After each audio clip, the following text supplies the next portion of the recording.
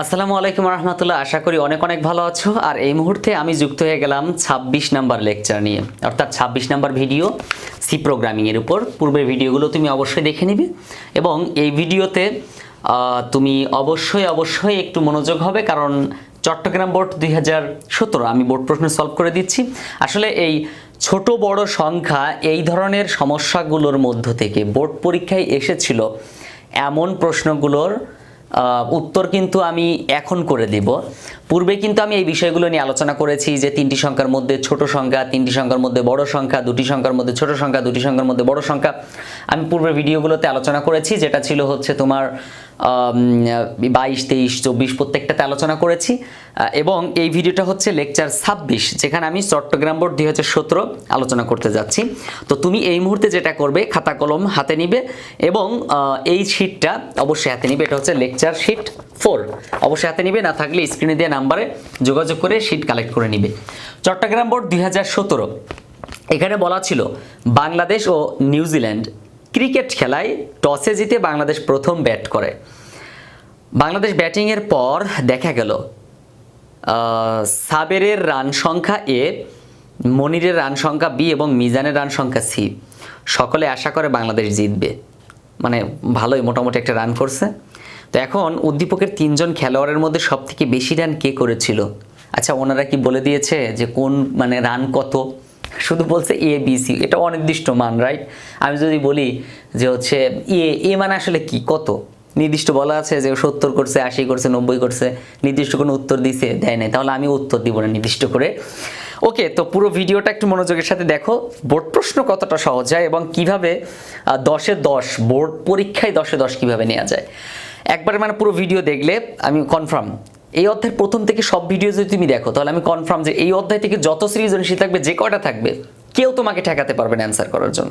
ওকে, তো এখন 3 জনের মধ্যে সব থেকে বেশি রান কে করে? তো এখানে বলতেছিল যে 3টি সংখ্যার মানে 3 জনের যে রান করেছে, 3 জনে, এই 3 জনের রান হচ্ছে 3টি সংখ্যা এবং এই 3টি সংখ্যার মধ্যে বড় সংখ্যা মানে সবচেয়ে বেশি রান কে করেছে তারটা নির্ণয় করব এবং এর জন্য সি প্রোগ্রাম করতে হবে।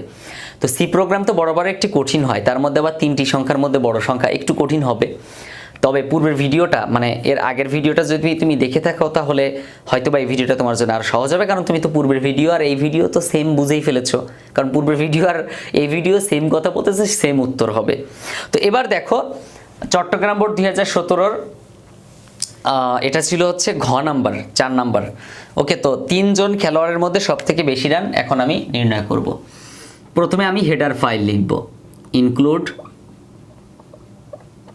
stdio.h, ইনক্লুড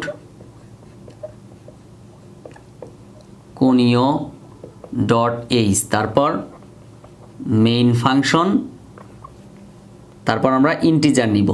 রান কখনো কি ভগ্নাংশ হয়? সাকিব আল হাসান 65.5 রান করবে কখনোই না। তো এটা বুঝতে হবে যে আমরা কেন ইন্টিজার নিলাম, কেন পূর্ণ সংখ্যা নিলাম। কিছু কিছু বিষয় আছে যেগুলো পূর্ণ সংখ্যা ছাড়া ভগ্নাংশ কখনো হতে পারে না। তাহলে ইন্টিজার এ বি সি, যেহেতু 3 জনের রান দেওয়া আছে এ বি সি, তাই এ বি সি নিলাম 3 জনের রান। তারপর আমরা মান গ্রহণ করব, প্রিন্ট 3টি মান আমরা আগে গ্রহণ করলাম। Enter the value of A B C, inverted comma শুরু করছি, ইনভার্টেড কমা শেষ করছি, প্রত্যেকটা লাইনের মাথায় কিন্তু সেমিকোলন আছেই, এটা ভুল হলে তুমি 0 পাবে। ওকে, তো print F inter the value of লিখলাম। এখন আমরা মানটা স্ক্যান করব, SCAN স্ক্যান এফ।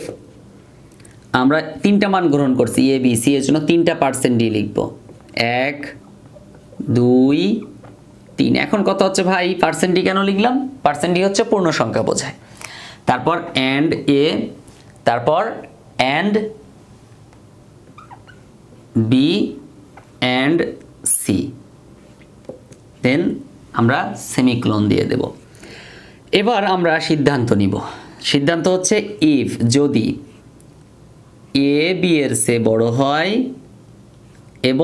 এবং হচ্ছে অ্যান্ড এ সি এর চেয়ে বড় হয়, মানে আমি দুইটা সিদ্ধান্ত একসাথে দিলাম। একদিনে 2টো ম্যাচ এ এবং বি এর সাথে, এ এবং সি এর সাথে, যে বড় হবে সেই হচ্ছে সবচেয়ে বড় বা সবচেয়ে বেশি রান করছে, রাইট? যদি এ বি এর চেয়ে বড় হয়, এ সি এর চেয়ে বড় হয়, তাহলে আমরা প্রিন্ট করব প্রতিবার শর্ত দিব। হ্যাঁ, আরেকটা কথা মনে রাখো, এই শর্তের ক্ষেত্রে কিন্তু সেমিকোলন বসে না, মানে ইফ কন্ডিশন, ইফ ইলস যাই বলো না কেন, কোনো কন্ডিশনের ক্ষেত্রে কখনোই আমরা সেমিকোলনের ধারে পাশেও যাব না। ক্লিয়ার? তুমি কিন্তু ভুল করতে পারো যে ইনভার্টেড কমা, এই ব্র্যাকেট টু ব্র্যাকেটের মধ্যে যা থাকবে সব একবারে সেমিকোলন দিয়ে দেবো, আসলে ভুল এটা। তাহলে প্রিন্ট এফ পার্সেন্ট ডি, আমরা যদি শুধু পার্সেন্ট ডি দেই তাও উত্তর হবে, percent D is the smallest তা উত্তর হবে। এখন শিটের মধ্যে যদি স্মলেস্ট দিছি তাহলে এখানে দেই, না হলে তুমি আবার হঠাৎ কনফিউশনে পড়ে যাবা। ইজ দ্য স্মলেস্ট এ, ব্যাস আমরা একবার সিদ্ধান্ত নিলাম দুটোর মধ্যে বড়কে, তারপর বড়টা পেয়ে গেলাম, ঝামেলা শেষ না। এখন তারা কি বলে দিয়েছে কোনটা নির্দিষ্ট, এ নাকি বি নাকি সি, মানে নির্দিষ্ট কোনো মান বলছে যে আমরা উত্তর দিব, নির্দিষ্ট না। তারা যদি বলে দিত তিনজনে কত রান করছে নির্দিষ্ট, তাহলে আমরা বলে দিতাম যে এই তিনজন এই রান করছে, এর মধ্যে এইটা বড়। এখানে বলার কোনো উপায় নাই, এজন্য উত্তর 3টা হবে। ওকে, তাহলে প্রিন্ট এফ, দেন আমরা আবার লিখব কি, অন্যথায় যদি, অন্যথায় হচ্ছে ইলস ইফ, অন্যথায় যদি বি সি এর চেয়ে বড় হয়, অন্যথায় যদি বি সি এর চেয়ে বড় হয় তাহলে কি, ও সরি আমি এখানে smallest, I am so sorry, smallest লিখছি, এখানে হবে কি লার্জেস্ট, LEARGEST। এই ভুলটা অনেকে করতে পারো, পূর্বের ভিডিওতে আমি স্মলেস্ট নিয়ে কাজ করেছিলাম, LEARGEST লার্জেস্ট মানে সবচেয়ে বড় সংখ্যা যেহেতু, তাহলে পার্সেন্ট ইজ দ্য লার্জেস্ট সবচেয়ে বড় সংখ্যা, ভুলটা একটু সংশোধন করে নিও। তারপর প্রিন্ট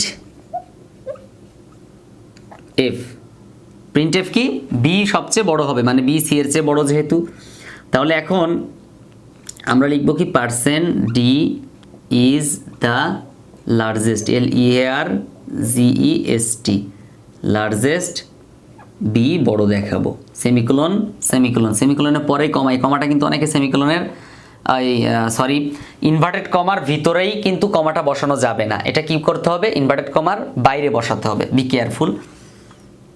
ইলস, অন্যথায় কি হবে, print F percent D is the largest. এখন আমরা সি কে সিলেকশন করে দিব, এ বড় না, বি বড় না, তাহলে বড়টাকে, বড় হচ্ছে সি, এটা স্বাভাবিক কথা। তারপর গেট সিএইচ, আমরা কিন্তু 3টা উত্তর দিলাম, একটু খেয়াল করে দেখো, একটা প্রোগ্রামে 3টা উত্তর দিয়েছি, কারণ তারাও নির্দিষ্ট করে বলে দেয়নি কত কার কত রান, শুধু বলে দিয়েছে ABC। একটা কি বলছে, একটা চলকের মান বলে দিয়েছে, ধ্রুবক কিন্তু বলে নাই, এজন্য আমরা উত্তরটা 3টা দিতে বাধ্য হয়েছি। এখন কথা হচ্ছে, এই ছিল চট্টগ্রাম বোর্ড 2017, খুব কঠিন আশা করি না, এবং এটা এতটাই সহজ যা একজন স্টুডেন্টের পক্ষে এটা অ্যান্সার করা একবারে সহজ ব্যাপার, একটু মনোযোগের সাথে বুঝলেই হয়। যে আইসিটি কিচ্ছুই বুঝে না তার জন্য কনফার্ম এই পঞ্চম অধ্যায় থেকে যতগুলো সৃজনশীল থাকবে, 1টা থাকা, 2টো থাকা, 3টা থাক, আশা করি পারবে। এবং তুমি যদি এই ভিডিওতে প্রথম হয়ে থাকো তাহলে তুমি তোমার মতামত কমেন্টের মাধ্যমে কমেন্ট সেকশনে জানাতে পারো, ভিডিওটি ভালো লাগলে লাইক দিতে পারো, আর পরবর্তী ভিডিওটি পাওয়ার জন্য অবশ্যই চ্যানেলটি সাবস্ক্রাইব করতে হবে। অনেক স্টুডেন্ট ক্লাস করে এবং তারা নতুন, মানে সাবস্ক্রাইবার ছাড়া অনেক স্টুডেন্ট, কিন্তু সাবস্ক্রাইব করলে আমার মনে হয় না কোনো ক্ষতি হয়। ভিডিওটা দেখলাম বাট সাবস্ক্রাইব করলাম, তার জন্য তো কোনো খরচ নাই। আমরা এত কষ্ট করে ভিডিও তৈরি করি, এই যে এতটা রাত জেগে পরিশ্রম করে ভিডিওগুলো তৈরি করা, কেন তৈরি করা? তোমার উপকারের জন্য, তোমার ভালোর জন্য। তো এখন তুমি এই ভালো জিনিসটা নেয়ার পরে স্যারের জন্য তো কিছু একটা রাখা দরকার। স্যার এত কষ্ট করে পড়াচ্ছে, ক্লাস নিচ্ছে, ভিডিও তৈরি করতেছে, এই জন্য তেমন কিছুই না, শুধু চ্যানেলটা সাবস্ক্রাইব করলে অনেক সাবস্ক্রাইবার হবে, অনেক বড় একটা পরিবার হবে এবং 1 লাখ বা 1 মিলিয়ন হবে। তাতে কি হবে, আমার একটা মানে ভালোবাসার একটা প্ল্যাটফর্ম তৈরি হবে।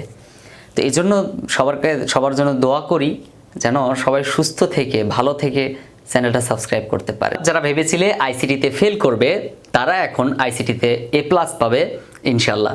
কারণ আইসিটির সকল ক্লাস, সকল লেকচার শিট এবং বোর্ড প্রশ্ন থেকে শুরু করে সকল সমস্যার সমাধান, প্রত্যেকটা টপিকের উপর আলাদা আলাদা ভিডিও এখন তোমার হাতে। আইসিটি শিট নিয়ে বারবার বলা হয়, আমি এই ভিডিওতে একটু কনফার্ম করে দেই যে আসলে আইসিটি শিটটা কেমন বা কি। আজকে তোমার ক্লাসে স্যার বলে দিল যে চট্টগ্রাম বোর্ড 2017 সালের অঙ্কটা করে আসবা, আগামীকালকের পরীক্ষায় থাকবে। তুমি এই উত্তরটা কোথায় পাবা, কে তোমাকে বুঝিয়ে দেবে? হয়তোবা তোমার প্রাইভেট পড়ার সক্ষমতা নাই বা তোমার আশেপাশে টিচার নাই, রাত্রে শুনতে পাইছো যে এই প্রশ্নটা আসবে, তাহলে এখন খুঁজেও পাইতে গেলেও কিন্তু 1-1.5 ঘন্টা একটা ব্যাপার। মনে করো পরীক্ষার 1 ঘন্টা আগে তুমি জানতে পারছো, কি হবে?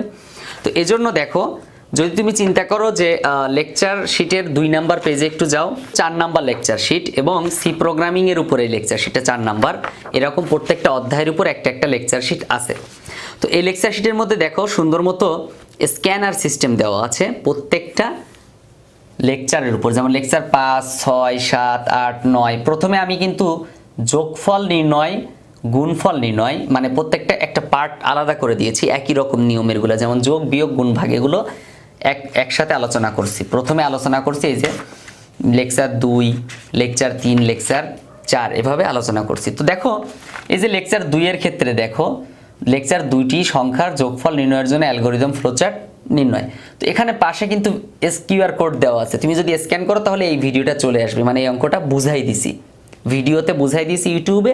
তো তুমি খুঁজে পাবা কোথায়? এখানে স্ক্যান করলে ভিডিওটা চলে আসবে। স্মার্টফোনটা হাতে নিলাম, কিউআর কোড একটা সফটওয়্যার দেওয়া আছে, সফটওয়্যারটা হচ্ছে এই যে, এই সফটওয়্যারটা তুমি দেখতে পাচ্ছ, সফটওয়্যারটা একটু দেখে নাও।